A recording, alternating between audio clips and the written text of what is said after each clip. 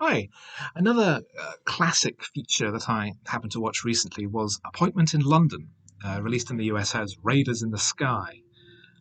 It's a World War II drama from 1953, and it stars Dirk Bogarde as the wing commander of a bomber squadron, or bomber wing, um, in the Royal Air Force during World War II, and he is close to completing 90 missions, which is the target he set for himself before he allows himself to be rotated away from participation.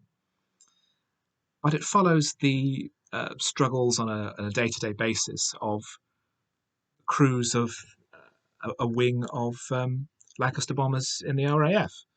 Um, it's an interesting story. There is no direct central storyline thrust.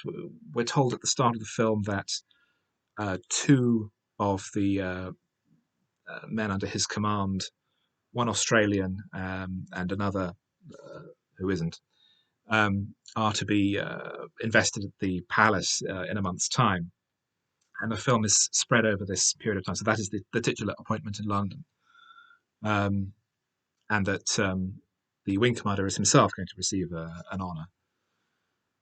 And we follow the story of these characters and the characters in which they encounter over this period of time, the missions, the fatalities, the off hours, the romances, and various aspects of the officer's life, from going on missions, whether or not he has received orders to do so or not, talking to widows and carousing with the men, or romancing female officers of the opposite service. Dirk Bogarde is a great screen presence. He has an easy charisma. He has a charm that makes him very watchable, but not commanding. He doesn't exclude anyone else from the audience's vision, but he is nevertheless sort of the centre of attention, if you catch my meaning.